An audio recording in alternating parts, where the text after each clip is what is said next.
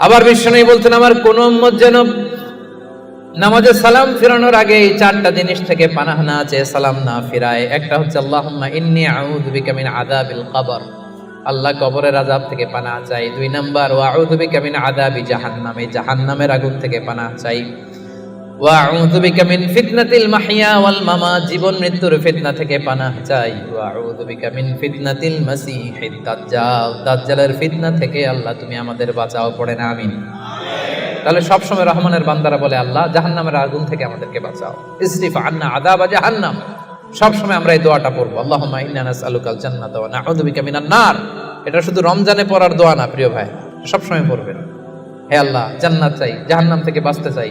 আওয়াজ করে আমার সাথে সাথে সবাই পড়েন তো, আল্লাহুম্মা ইন্না নাসআলুকাল জান্নাতা ওয়া নাউযু বিকা মিনান নার। ইউসরিফু ওয়া লাম ইয়াকুতুরু ওয়া কানা বাইনা যালিকা কাওয়ামা। রহমানের বান্দারা যখন দান করে, অপচয় করে না, কৃপণতাও করে না, সব দান করে ফেলে না, আবার কিপটামি করে সব পকেটের মধ্যে রেখে দেয় না। ওয়া কানা বাইনা যালিকা কাওয়ামা, ভারসাম্যপূর্ণ দান করে। সুবহানাল্লাহ পড়েন। এই আয়াত থেকে বোঝা গেল রহমানের বান্দারা দান করে। কি করে? যে দান করে তার মর্যাদা বাড়ায় দেয় কে? যাকাত দিলে তার সম্মান বাড়ায় দেয় কে? দে যাকাত, দে যাকাত, তোরা দে রে যাকাত, দে যাকাত, দে যাকাত, তোরা দে রে যাকাত। তোর দিল খুলবে পরে, আগে খুলুক হাত। দে যাকাত, দে যাকাত, তোরা দে রে যাকাত। ঠিক কি না? আপনার দিল পরে খুলবে, আগে কোনটা খুলতে হবে? আগে হাত খুলেন, হাতটা একটু খোলেন, কিপটামি করেন না, হাতটা খোলেন, দেন, দেখবেন দিয়ে আল্লাহ তাআলা আপনাকে একেবারে ভাষায় দিছে। ঠিক কি না? কিন্তু দানের ক্ষেত্রে ভারসাম্যপূর্ণ দান। 5000 রিঙ্গিট আপনার বেতন, 5000 রিঙ্গিট পাইয়ে দান করে দিলেন, তো আপনি খাবেন কি? আপনার স্ত্রীকে দিবেন কি? এটা করা যাবে না। রহমানের বান্দারা এটা করে না। আবার 5000 রিঙ্গিট বেতন, 1 রিঙ্গিটও বেরোয় না, এরকম টাকায় আছে না নাই? রহমানের বান্দারা এমনও করে না, যা কামায় সব দিল দরিয়া হয়ে দান করে দেয়, তারা এমনও নয়। আবার 1 টাকাও পকেট থেকে খসে না, এমনও নয়। ওয়া কানা বাইনা যালিকা কাওয়ামা, মাঝামাঝি। দেখেন ইসলাম কত ব্যালেন্সড অ্যাটিটিউড আমাদেরকে শিখায়। ইসলামের চেয়ে ভারসাম্যপূর্ণ জীবন বিধান পৃথিবীতে দ্বিতীয়টা আর আছে? আমাদেরকে ব্যালেন্স শিখায়, বাড়াবাড়িও নাই, ছাড়াছাড়িও নাই। রহমানের বান্দারা মধ্যমপন্থী। রহমানের বান্দারা, বিশ্বনবীর গায়ে একবার একটা জামা ছিল। সবাই আওয়াজ করে উত্তর দেন, কয়টা জামা? ফরিয়া দিয়ে এসে বলেন, নবী হে আতিনি কামিসান, আমার একটা কামিজ দেন, জামা দেন, আমার জামা নাই। দয়ার নবী, মায়ার নবী, কেউ কিছু চাইলে লজ্জায় না বলতে পারে না। চাইছে, বিশ্বনবী একটা জামাই খুলে বেটারে দিয়ে দিছে। এখন বিশ্বনবীর গায়ে জামা আছে, জামা নাই, বেরো হতে পারে না। সাহাবীরা তো এসে হাজির। আল্লাহ বললেন, নবী ওয়াল্লাযীনা ইযা আনফাকু লাম ইউসরিফু ওয়া লাম ইয়াকতুরু ওয়া কানা বাইনা যালিকা কাওয়ামা। রহমানের বান্দারা ঢুকায় না, মাঝামাঝি। তার মানে নবী 2টা জামা থাকলে একটা দিতে পারতেন। কথা কি বুঝতেছেন? নবী হে, আপনার গায়ে যদি 2টো জামা থাকতো, একটা না হয় দিতেন আর একটা পরতেন। এখন ছিল কয়টা? এটা দিয়ে দিলে আপনি করবেন কি? ওইটার তো বেশি হকদার আপনি নিজেই। সুবহানাল্লাহ পড়ুন। তাহলে 5 নম্বরে দানের ক্ষেত্রে ভারসাম্য বজায় রাখে, মনে থাকবে। 6 নম্বরে রব্বুল আলামিন বলেন, ওয়াল্লাযীনা লা ইয়াদউনা মা'আল্লাহি ইলাহান আখার। রহমানের বান্দারা এক আল্লাহর জিকির করে, এক আল্লাহর সাথে অন্য কাউরে ডাকে না। জিকির হবে একজনের, তিনি কে? মনে থাকবে। এখন আপনি কিছুক্ষণ প্রাণ ভরে আল্লাহর নামে জিকির করলেন, এরপরে জিকির করা শুরু করলেন শাহালি বাবা, অমুক বাবা, তমুক বাবা, ল্যাংটা বাবা, আছে না নাই? হইছে? প্রথমে ডাকছিলেন কারে?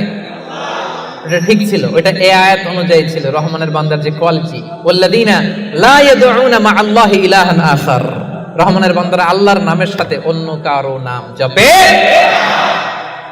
খবরদার, আল্লাহর নামের সাথে অন্য কারো নাম জপলেই মুশরিক। কিছুক্ষণ সুবহানাল্লাহ সুবহানাল্লাহ, এরপরে শাহ আলী বাবা, অমুক বাবা, তমুক বাবা, এগুলো যদি শুরু করেন, ঈমান থাকবে? তাহলে রহমানের বান্দারা ডাকে একজনকে, তিনি কে? আল্লাহ ছাড়া কাউকে ডাকে না। অন্য কারো কাছে রহমানের বান্দারা চায়, একজনের কাছে চায়, তিনি কে? সব বিপদ থেকে উদ্ধার করতে পারেন এক সত্তা, তিনি কে? খবরদার, এই জায়গায় যদি একটু ভুল করেন সব শেষ। অনেকে দেখবেন মাজারে যেয়ে চায়, তাহলে কি রহমানের বান্দা হইতে পারবেন? মাজারে যেই লোকটা শুয়ে আছে আপনার কি দিবে? এই তো আপনার কাছে চায়, আপনি দোয়া করলে উনি পাবে, উনি কি দিবে আপনারে?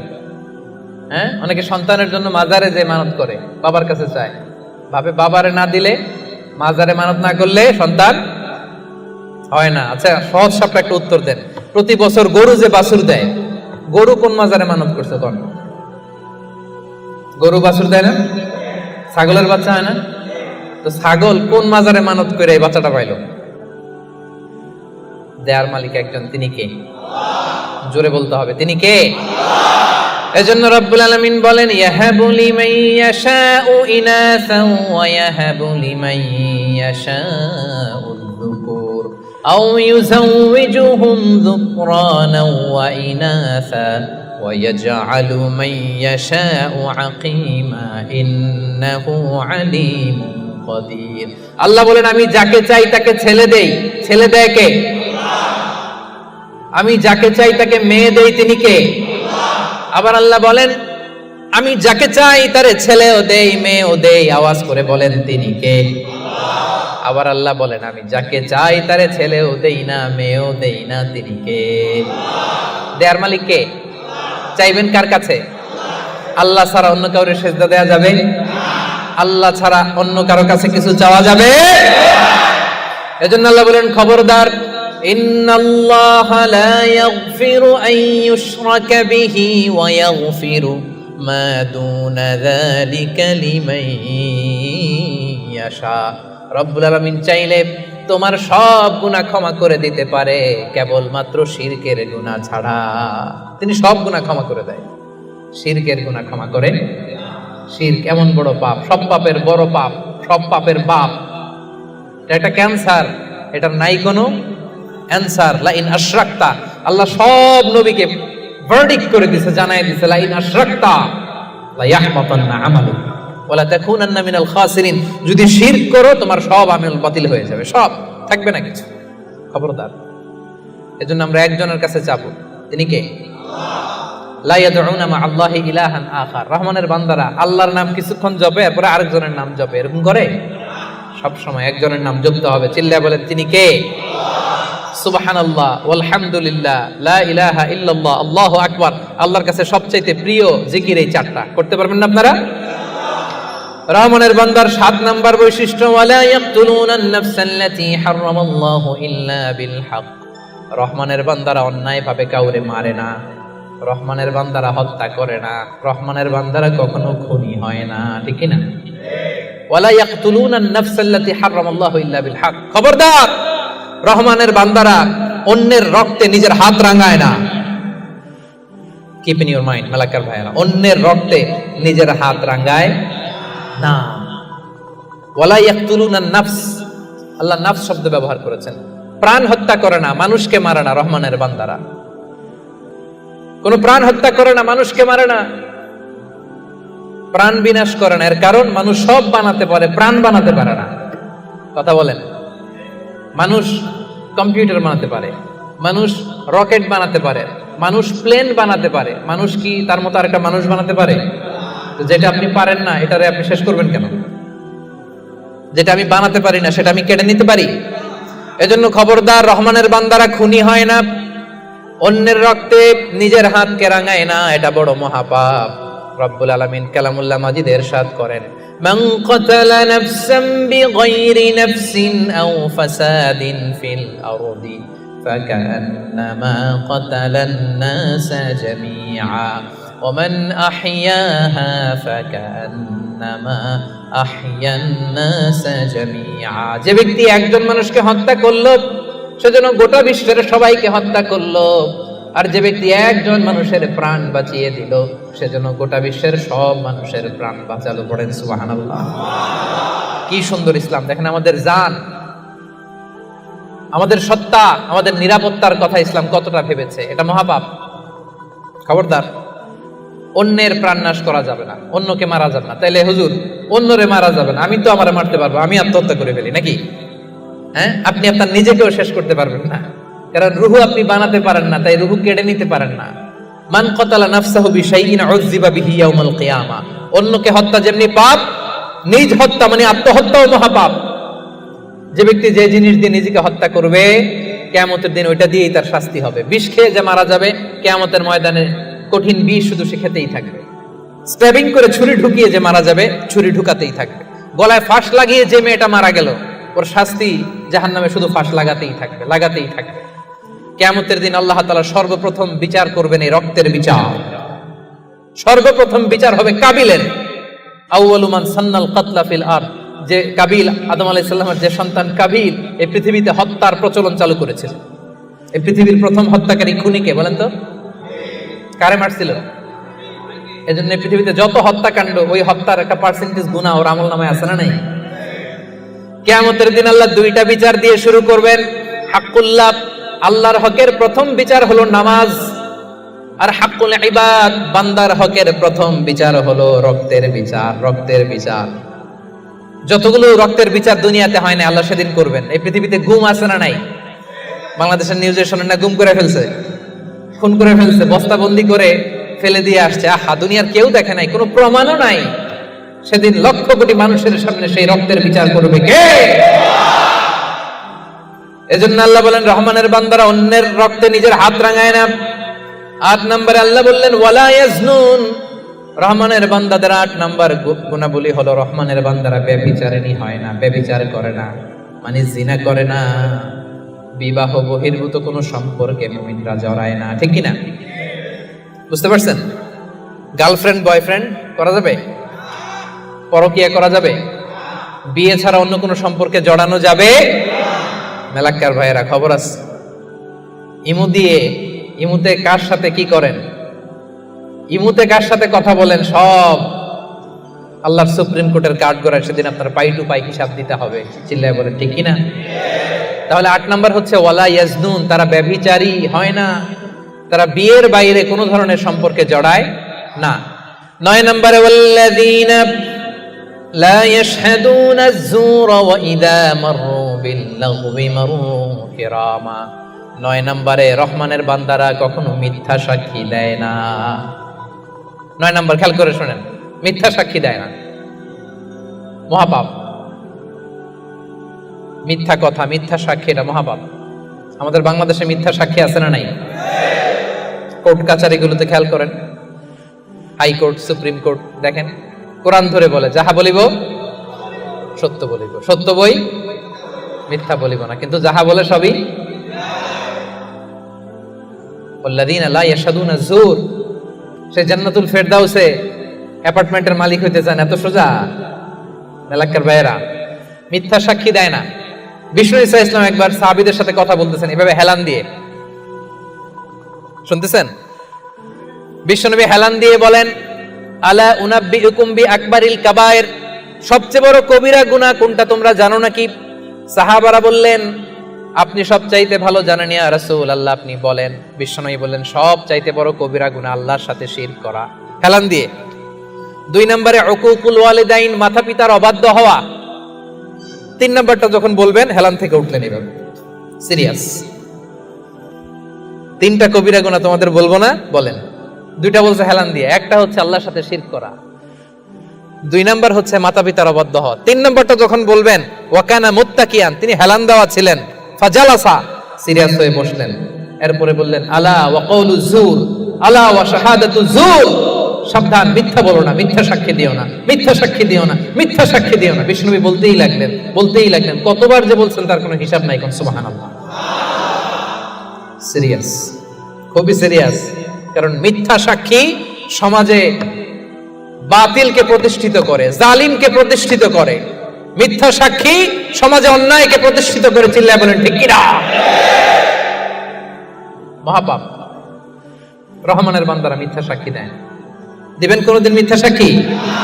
রহমানের বান্দাদের 10 নম্বর বৈশিষ্ট্য, ওয়াইদা মাররু বিল-লাগবি মাররু কিরামা, অনর্থক কোন কাজের পাশ দিয়ে, অশ্লীল কোনো কাজের পাশ দিয়ে যদি রহমানের বান্দাদের হেঁটে যেতে হয়, নিজের ব্যক্তিত্ব বজায় রেখে, ঈমান বজায় রেখে তারা সেখান থেকে চলে যায়। সুবহানাল্লাহ।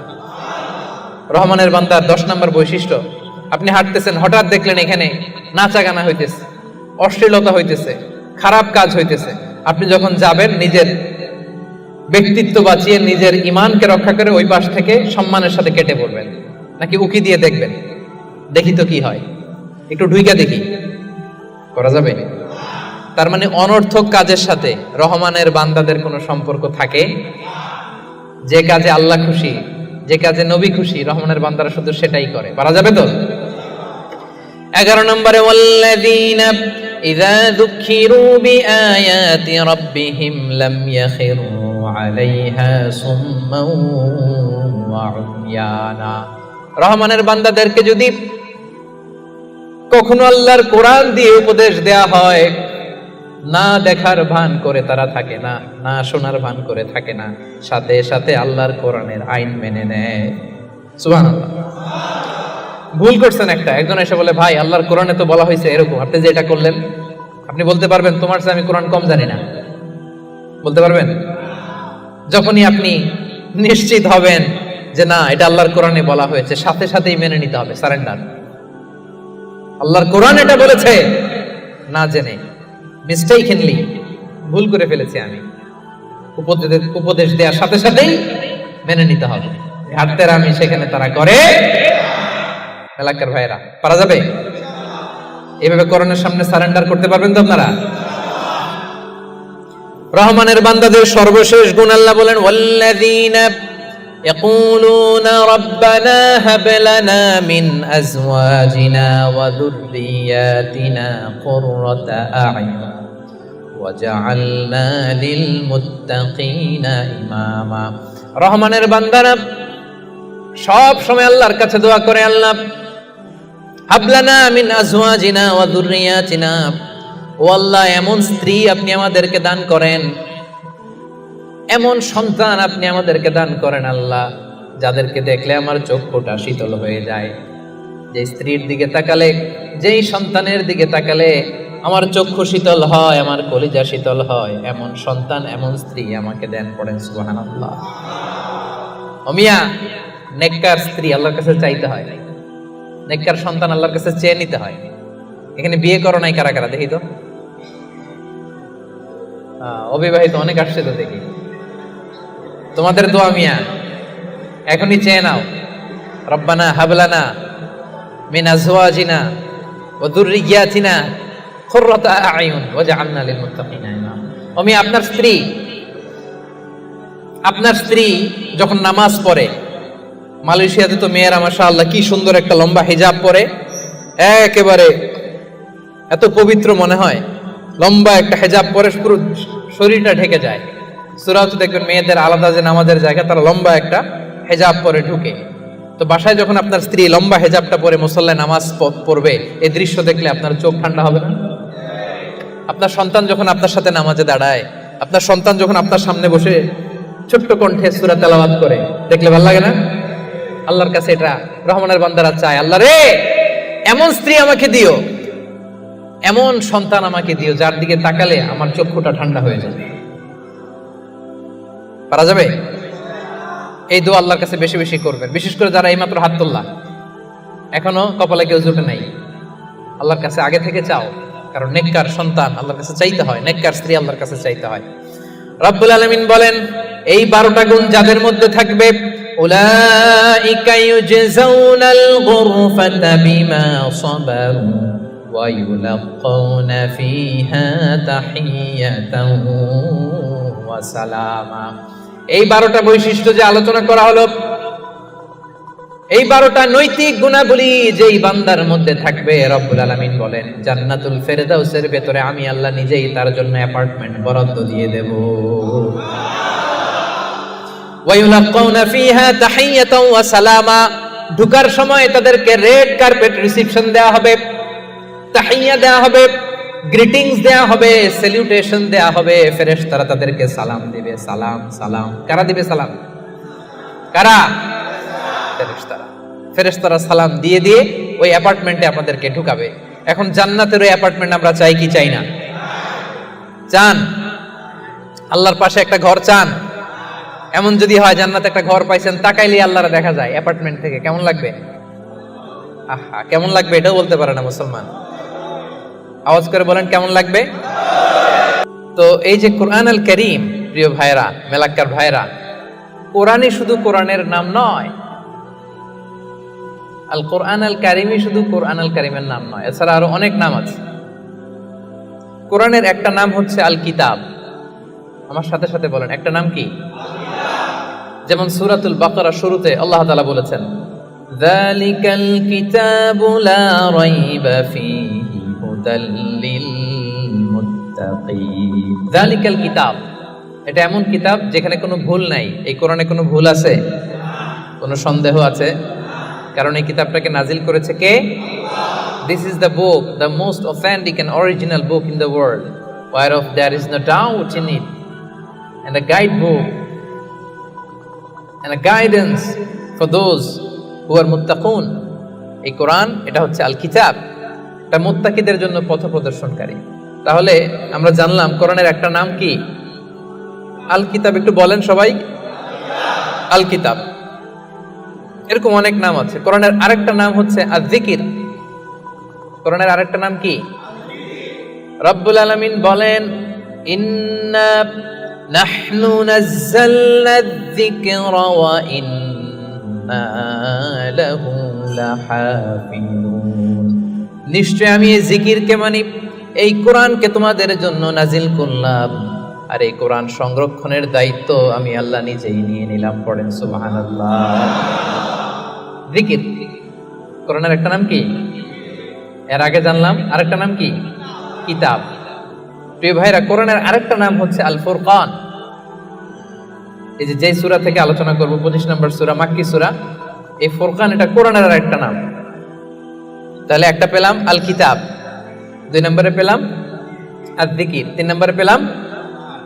এই সূরার শুরুতে রব্বুল আলামিন বলেন, তাবারাকাল্লাযী নাযালাল ফুরকানা আলা আবদিহি লিয়াকুনা লিল আলামিনা নাযীরা। বরকতময় সেই সত্তা যিনি ফুরকানকে অর্থাৎ কোরআনকে তার বান্দা মুহাম্মদ সাল্লাল্লাহু আলাইহি ওয়াসাল্লামের উপর নাজিল করেছেন, যাতে করে মুহাম্মদ সাল্লাল্লাহু আলাইহি ওয়াসাল্লাম গোটা বিশ্ববাসীর জন্য সতর্ককারী হয়ে যেতে পারেন। পড়েন সুবহানাল্লাহ। যেন এই কোরআন দিয়ে বিশ্বনবী মানুষকে সতর্ক করতে পারেন, এজন্য এই ফুরকানকে আল্লাহ নাজিল করেছেন। একটা পেলাম কিতাব, 2 নম্বর পেলাম জিকির, 3 নম্বর পেলাম ফুরকান। তাহলে ফুরকান এটা কোরআনের আরেকটা নাম। ফুরকান মানে হচ্ছে দ্য ক্রাইটেরিয়ান। দ্য ক্রাইটেরিয়ান, কোরআন হচ্ছে পার্থক্যকারী। কোরআনের একটা নাম হচ্ছে আল ফুরকান। আল ফুরকান মানে হচ্ছে ক্রাইটেরিয়ান, দি ক্রাইটেরিয়ান। ইউফাররিকু বাইনাল হাক্কি ওয়াল বাতিল, it differentiates between right and wrong. কোরআনের একটা বৈশিষ্ট্য হচ্ছে কোরআন সত্য মিথ্যার মধ্যে পার্থক্য করে দেয়। কোরআন পড়লেই বুঝতে পারবেন কোনটা সত্য কোনটা মিথ্যা। পড়েন সুবহানাল্লাহ। এজন্য যারা বলে কোরআন পড়া যাবে না, কোরআন ধরা যাবে না, কোরআনের অর্থ শোনা যাবে না, এটা আলেমদের কাজ। শুধু আলেমরা কোরআন ধরবে, আলেমরা পড়বে, এই কথাটা কি ঠিক? কোরআন থেকে আপনি দূরে থাকলে আপনি বুঝতে পারবেন কোনটা শুদ্ধ কোনটা অশুদ্ধ, কোনটা সত্য কোনটা মিথ্যা, আপনি বুঝতে পারবেন না। এজন্য কোরআন পড়তে হবে, কোরআন জানতে হবে। It differentiates between right and wrong, এটা সত্য মিথ্যার মধ্যে পার্থক্য করে দেয়। কোরআন হচ্ছে একটা প্রবলেম সলভিং মেথডোলজি। সব সমস্যার সমাধান আল্লাহ তাআলা এই কোরআনের ভেতরে দিয়ে দিয়েছেন। এটা গাইড বুক, এটা প্রেসক্রিপশন। কোরআনটা কি প্রেসক্রিপশন? বুঝেন তো? ডক্টরের কাছে গেলে লিখে দেয় ঠিক এমন এমন ভাবে চলবেন, এটা খাবেন এটা খাবেন না, this are the dos and don'ts for you. তো কোরআন হচ্ছে একটা প্রেসক্রিপশন। এই কোরআন থেকে প্রেসক্রিপশন নিতে হবে। কোরআন থেকে প্রেসক্রিপশন না নিলে আপনার চিন্তা শুদ্ধ হবে না। কোরআন থেকে প্রেসক্রিপশন না নিলে আপনার আত্মা প্রশান্ত হবে না। কোরআন থেকে প্রেসক্রিপশন না নিলে আপনার ফ্যামিলিটা সুন্দর হবে না। কোরআন থেকে প্রেসক্রিপশন না নিলে সমাজ সুন্দর হবে না। এই কোরআন থেকে প্রেসক্রিপশন না নিলে শুধু দুর্নীতি দমন কমিশন দিয়ে দুর্নীতি বন্ধ করা যাবে না। প্রেসক্রিপশন নিতে হবে। সমাজটারে সাজাতে চান, রাষ্ট্রটারে সংস্কার করতে চান, মেরামত করতে চান, তাহলে প্রেসক্রিপশন নিতে হবে একটা গাইডবুক থেকে। গাইডবুকটার নাম কোরআন। সেই কোরআনেরই আরেকটা নাম হচ্ছে আল ফুরকান, দি ক্রাইটেরিয়ান, পার্থক্যকারী। It differentiates between right and wrong. Quran সত্য মিথ্যার মধ্যে পার্থক্য করে দেয়। আপনি কোরআন পড়েন, আপনি বুঝে যাবেন কোনটা সত্য কোনটা মিথ্যা। এই যে এতটুকু হচ্ছে ভূমিকা কথা, এটা বুঝতে পারছেন তো আপনারা সবাই? কথা কি ক্লিয়ার? সবার কাছে ক্লিয়ার? সূরাতুল ফুরকান সম্পর্কে সহিহ বুখারীতে একটা হাদিস এসেছে। হিশাম বিন হাকিম বিন হিজাম নামাজের ইমামতি করতেছেন, সূরাতুল ফুরকান তেলাওয়াত করতেছেন। মুক্তাদিদের কাতারে দাঁড়িয়ে আছেন সাইয়েদনা ওমর ফারুক রাদিয়াল্লাহু তাআলা আনহু।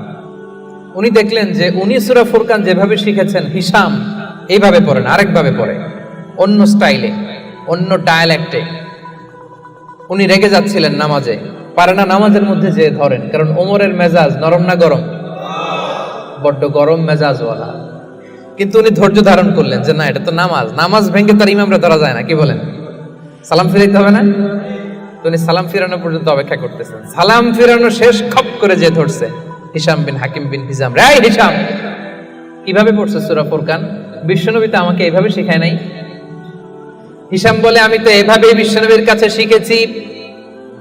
ওমর বলে না, বিশ্বনবী তো আমাকে এইভাবে শেখায় নাই, অন্যভাবে শিখিয়েছে। হিশাম বলে আমি তো এভাবেই শিখেছি। ওমর বলে না, আমি শিখেছি অন্যভাবে। সাইয়েদনা ওমর ফারুক রাদিয়াল্লাহু তাআলা আনহু হিশামের জামা ধরলেন, টানতে টানতে বিশ্বনবীর কাছে নিয়ে গেলেন। বিশ্বনবী দেখেন অবস্থা খারাপ, ওমর ফারুক রেগে আছেন। ওমর ফারুক এসে বলেন, ইয়া রাসূলুল্লাহ, দেখেন সূরা ফুরকান কিভাবে পড়ে, নিজের মন গড়া।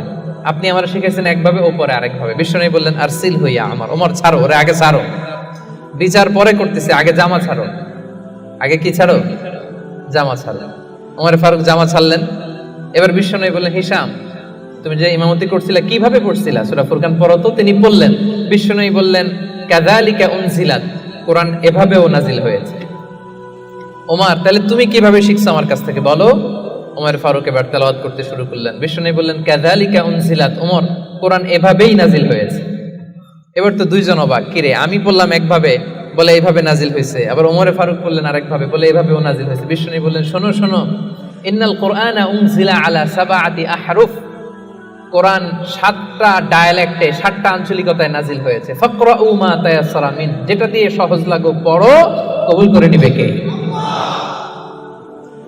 তাহলে এই সূরাতুল ফুরকান তেলাওয়াতের এই ঘটনা দিয়ে বোঝা গেল কোরআন এক আরবি ভাষায় নাজিল হলেও এর মধ্যে 7টা আঞ্চলিকতা ছিল। যেমন ধরেন আমাদের বাংলা ভাষা, আমাদের নোয়াখালীর ভাইরা এক ভাষায় কথা বলে, এক আঞ্চলিকতায়, বরিশালে আরেকভাবে বলে, সিলেটে আরেকভাবে, চট্টগ্রামে আরেকভাবে।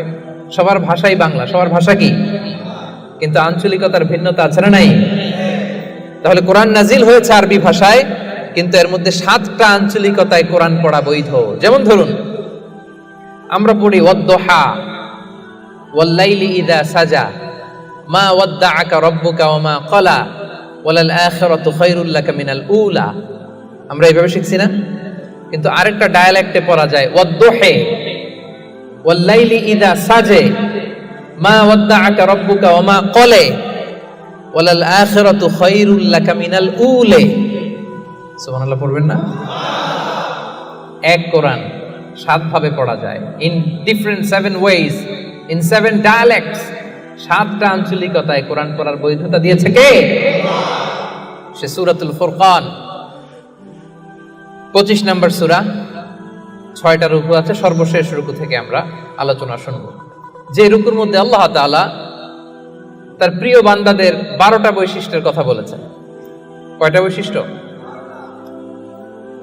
সবাই উত্তর করবেন, কয়টা বৈশিষ্ট্য? 12টা বৈশিষ্ট্যের কথা বলেছেন। ইবাদুর রহমান, রহমানের বান্দাদের 12টা বৈশিষ্ট্য আল্লাহ তাআলা বলেন। এই 12টা নৈতিক গুণাবলী যদি কারোর মধ্যে থাকে, আল্লাহ তাআলা তার জন্য জান্নাতের ভেতরে একটা অ্যাপার্টমেন্ট বরাদ্দ দিয়ে দিবেন। পড়েন সুবহানাল্লাহ।